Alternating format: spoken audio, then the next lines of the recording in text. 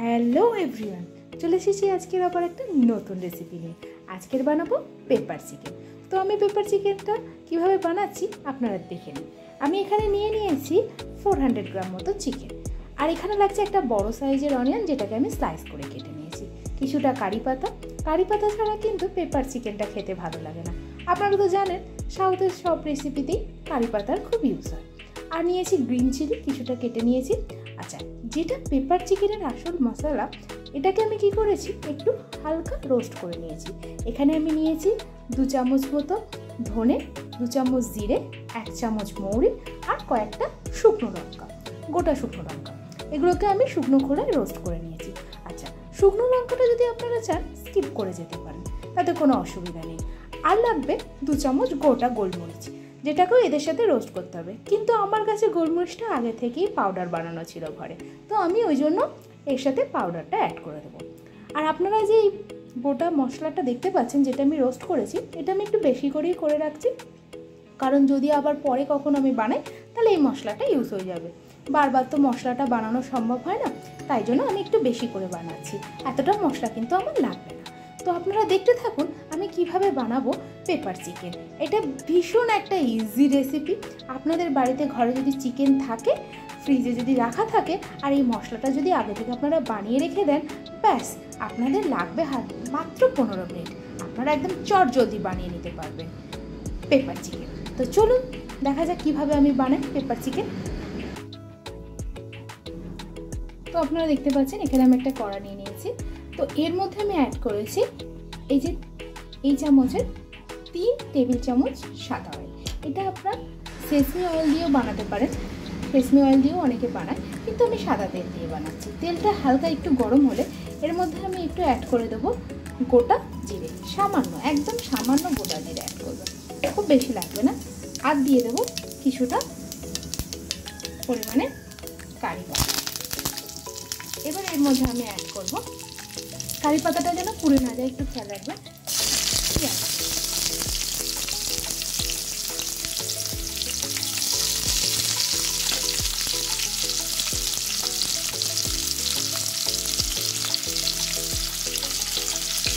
পেঁয়াজ দিয়ে অ্যাড করেছি।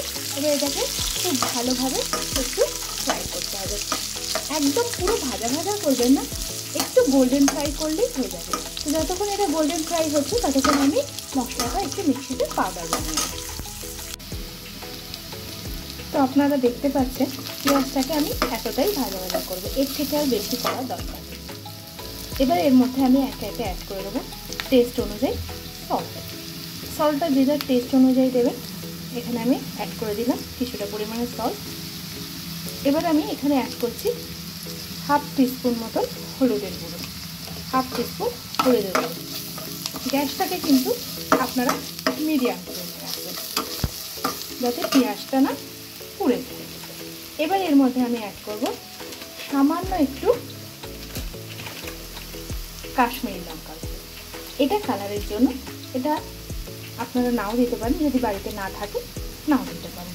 আমি এখানে সামান্য একটু কাশ্মীরি লঙ্কার গুঁড়ো দিলাম। এবারে আমি এটাকে আবার একটু ভালো করে নাড়িয়ে নেব। এবার এর মধ্যে আমি অ্যাড করছি 1 টিস্পুন গার্লিক পেস্ট, রসুন বাটা, 1 টিস্পুন গার্লিক পেস্ট, রসুন বাটা, আর 1/2 টিস্পুন আদা বাটা। আদাটার পরিমাণটা একটু কম লাগবে, জিঞ্জার পেস্টটা একটু কম দেবেন, গার্লিক পেস্টটা বেশি দেবেন। ব্যাস, এবার এটাকে, এর মধ্যে আর বেশি কোনো মশলা লাগে না। এটা খুব একটা সহজ রেসিপি, যেটা খেতেও খুব টেস্টি হয় আর বানানোও খুব ইজি। আপনারা একবার ট্রাই করে দেখতে পারেন। এইভাবে কষিয়ে নেবো ভালো করে। আচ্ছা, এর মধ্যে অনেকে টমেটো অ্যাড করে, বাট আমি এতে টমেটো দিই না, তাই আমি এখানে দিই না, আপনারা চাইলে দিতে পারেন। এরকম সময় আমি এর মধ্যে অ্যাড করে দেবো আমার চিকেনটা। আমি কিন্তু চিকেনে কোনো ধরনের ম্যারিনেশন করি না। এবার আমি অ্যাড করে দিলাম পুরো চিকেনটা যেহেতু ছোটো ছোটো কিউব আছে, সেদ্ধ হতে বেশি সময় নেবে না। এবার এই মশলাগুলোর সাথে আমি ভালো করে একটু মিশিয়ে এটাকে আমি 5 মিনিটের জন্য ঢাকা দিয়ে রেখে দেবো। তো আপনারা দেখতে পাচ্ছেন আমি চিকেনটাকে 5 মিনিট একটু কষিয়ে নিয়েছি। এবার এর মধ্যে আমি অ্যাড করে দেবো সামান্য একটু গরম জল। এর মধ্যে একটু গরম জল দিলে জিনিসটা ভালো হবে।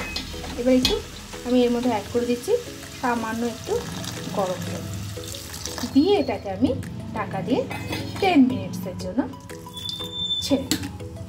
এটা পুরো ঢাকা দিয়ে আমি এখন 10 মিনিটসের জন্য রেখে দেবো। তারপর ফিরে আসছি, আপনাদের সাথে দেখা হবে আবার। তো আপনারা দেখতে পাচ্ছেন এখানে 10 মিনিটস মতন হয়ে গিয়েছে, চিকেনটাও খুব ভালোভাবে সেদ্ধ হয়ে গেছে। এরকম সময় আমি এবার এর মধ্যে অ্যাড করে দেবো 2 টেবিল স্পুন যে ভেজে রাখা মশলাটা আমি গুঁড়ো করে নিয়েছি, ওটা আমি এখানে অ্যাড করে দেবো। আমি কিন্তু বারবার বলছি আপনারা কিন্তু ওর মধ্যে গোটা গোলমরিচ দিয়ে তবেই গুঁড়ো করবেন। আমার কাছে যেহেতু গোলমরিচের গুঁড়োটা ছিল, আমি ওই পাউডারটা বানানোর সময় কিছুটা গোলমরিচের গুঁড়ো ওর মধ্যে আমি অ্যাড করে দিয়েছিলাম। এবার আমি এখানে অ্যাড করে দিই ওই মশলাটা। পেপার চিকেনের এটাই কিন্তু আসল ইনগ্রিডিয়েন্টস। এই মশলাটা না দিলে কিন্তু পেপার চিকেনটা খেতে ভালো টেস্ট হবে। এবার এটা দিয়ে ভালো করে আমি একটু নাড়িয়ে দেবো। আর পেপার চিকেনটাকে আমি একটু ড্রাই করবো, এর মধ্যে এই ঝোলটা আমি কিন্তু শুকিয়ে দেবো। এরকম সময় আমি অ্যাড করে দিলাম এখানে কিছুটা কাঁচা লঙ্কা, চপ করে রাখা কাঁচা লঙ্কা আর কাঁচা লঙ্কা। ব্যাস, এবার এর মধ্যে একটু কিছুটা ফ্রেশ কোরিয়ান্ডার দিয়ে দিলেই হয়ে যাবে রেডি দোকানের মতো পেপার চিকেন। আশা করি আপনারা যদি ভিডিওটা এতক্ষণ দেখছেন তাহলে আপনাদের এই রেসিপিটা খুব ভালো লেগেছে। তাহলে একটা লাইক, শেয়ার, সাবস্ক্রাইব করতে কিন্তু ভুলবেন না। তো দেখতে পেলেন কত চটপট বাড়িতেই আমরা তৈরি করে নিতে পারি পেপার চিকেন। তো আর পেপার চিকেন খাওয়ার জন্য মনে হয় না রেস্টুরেন্টে যাওয়ার প্রয়োজন আছে। তো এইভাবে আপনারাও বাড়িতে বানিয়ে ফেলতে পারেন পেপার চিকেন। তো আপনারা দেখতে পাচ্ছেন কত সুন্দর হয়েছে দেখতে। তো এবার আমি এটাকে একটা প্লেটে সার্ভ করে আপনাদেরকে। তো আপনারা দেখতে পাচ্ছেন এখানে আমাদের রেডি হয়ে গেছে পেপার চিকেন। তো আপনারা দেখবেন কত সহজেই আমি বানিয়ে ফেললাম ঘরে থাকা সব ইনগ্রিডিয়েন্টস দিয়ে পেপার চিকেনটা। তো আপনারাও একবার ট্রাই করতে পারেন বাড়িতে। এটা যে কোনো ধরনের পরোটা, চাপাতি এর সাথে আপনারা ট্রাই করতে পারেন। কিন্তু জানেন তো আমার এটা আবার বিরিয়ানির সাথে ভীষণ ভালো লাগে। আপনারা চাইলে বিরিয়ানি দিয়েও একবার ট্রাই করতে পারেন। আর আপনাদের যদি রেসিপিটা ভালো লেগে থাকে ছেড়ে যাওয়ার আগে একটা লাইক, শেয়ার, সাবস্ক্রাইব করতে ভুলবেন না কিন্তু। আর কমেন্ট সেকশনে জানাবেন আপনাদের এই রেসিপিটা কীরকম লাগলো, আর আপনারা আমার কাছে কী কী ধরনের আর নতুন নতুন রেসিপি দেখতে চান। চলুন বাই বাই। আশা করি সকলে ভালো থাকবেন, সুস্থ থাকবেন। সুস্থ থাকাটা আর ভালো থাকাটা ভীষণ জরুরি। চলুন।